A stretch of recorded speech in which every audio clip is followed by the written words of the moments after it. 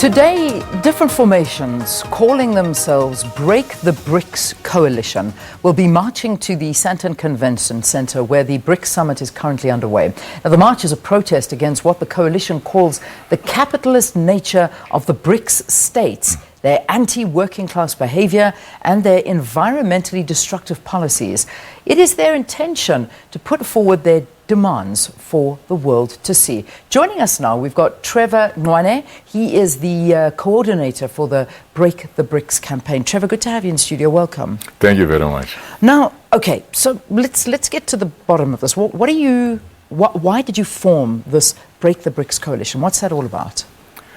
Well, in South Africa, we get these mega events where there's a lot of hype about how good, what's going on there and being discussed is for the working class, for the poor.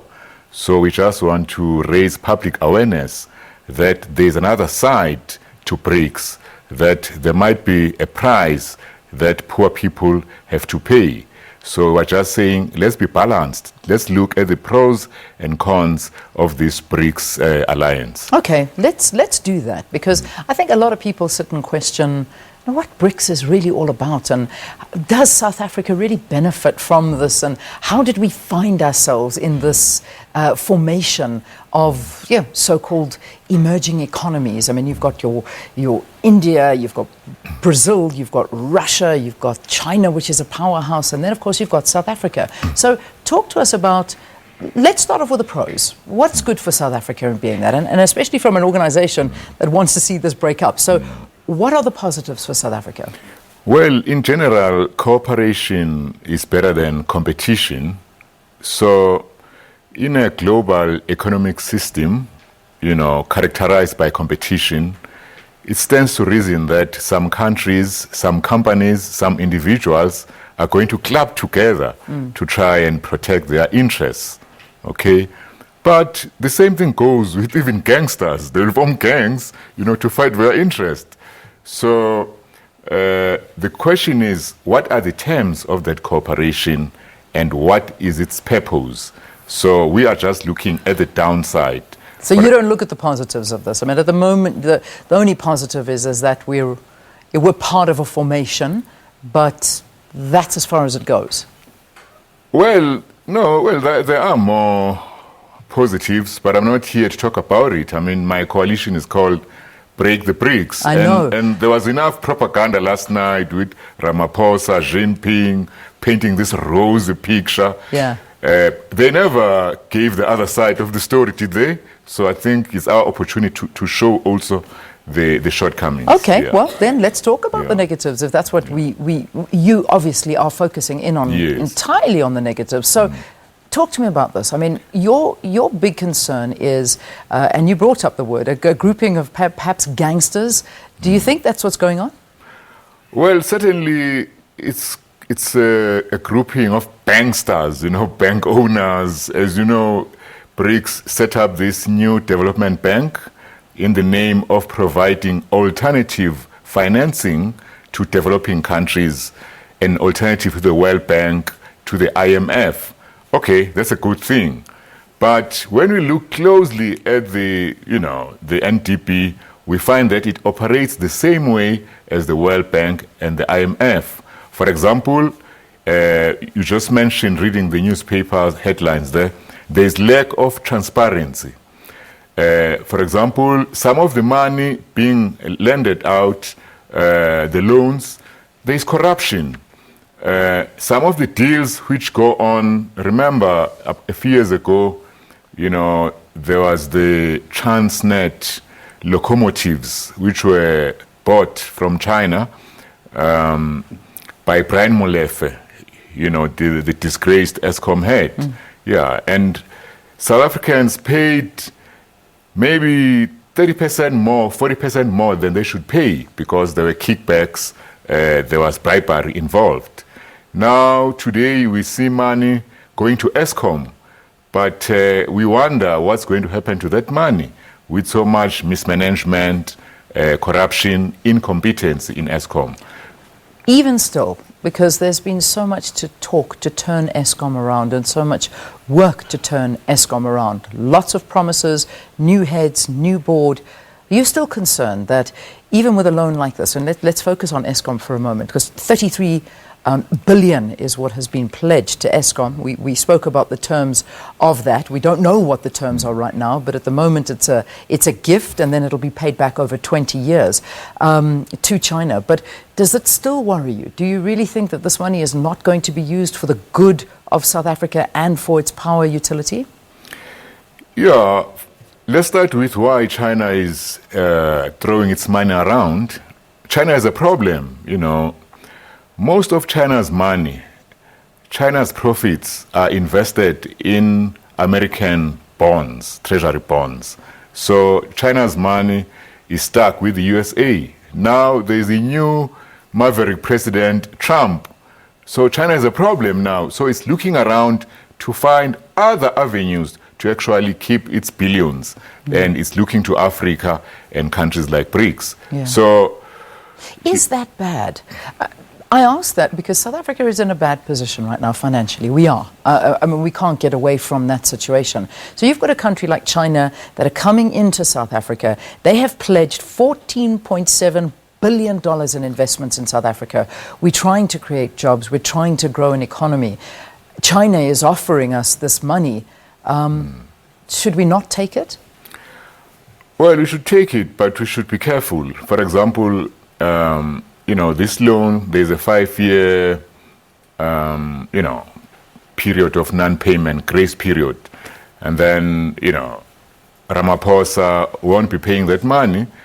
Let's say, come the end of his office, his government is out, the next administration will have to take it up and start paying that money, which means that our children, future generations, must pay this money. How it gets used, what are the terms, it's an imposition on them. One of the biggest mistakes Nelson Mandela did, you know, God bless him, was he did not agree to call for the scrapping of the apartheid debt. Remember, the apartheid government actually, you know, borrowed money which we inherited as a new South Africa. Jubilee South Africa and other organizations were calling for the scrapping of that debt because the money was used to buy guns against the people. Now, you know, Mandela, the ANC felt that we should be in the good books of the international banks. We should pay that money. Today, South Africa's debt is very big. One of Ramaphosa's problems, actually, is that our foreign debt has ballooned to more than $100 billion. So this is a struggle now because of policies in the past which catch up with us. Yeah. I know one of your grievances as well is doing business with China and the way that they operate. And an issue that's been brought up is the inexpensive goods that are flooding the market from China. Also, some of the cheap labor, trampled workers' rights, issues like that. Is that also a concern of the origins of the money and, you know, where it's coming from and how they in turn treat their businesses? Yeah, we're really concerned about labor rights. As you know, in China, you know, unions are not given space to operate. China pays starvation wages. China does not protect its workers enough in terms of health and safety. Even the standards, the quality of goods is quite low. So these goods are finding themselves into Africa, Asia, and other countries. And in the process, they actually depress and undermine local production. Also, if China is using cheap labor, you get a knock-on effect where other countries like South Africa, you now hear stories that our public sector, our workers are being paid too much. And we all know that we are receiving starvation wages. Just now, Ramaphosa is coming with a starvation wage, minimum wage. This is part of the influence of working with states like China, which are based on super exploitation of labor. So it's a big concern. Yeah, yeah. And I would also say more generally, worker rights are human rights.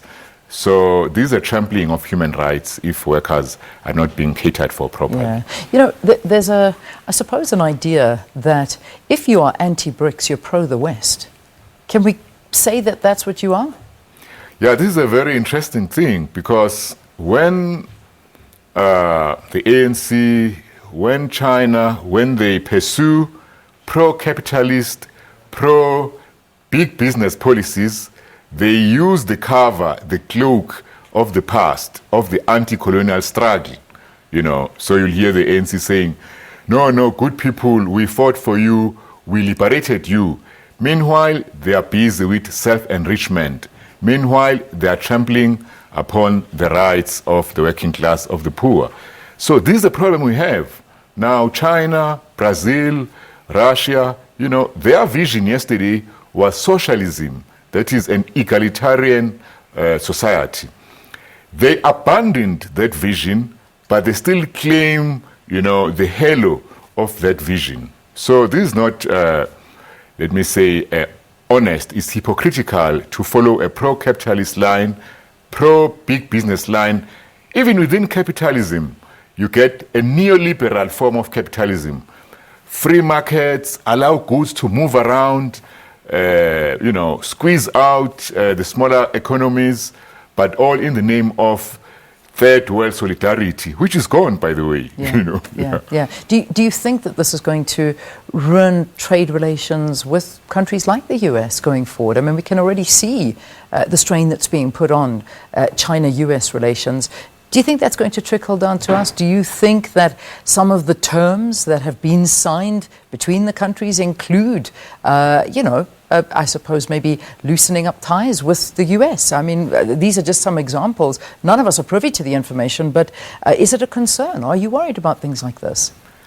No, I'm more worried about, you know, China, Russia, India, crowding out African countries from making partnerships with each other, you know, because I do think that South Africa should be working closely with Lesotho, with Ethiopia, you know, so that we take advantage of local production.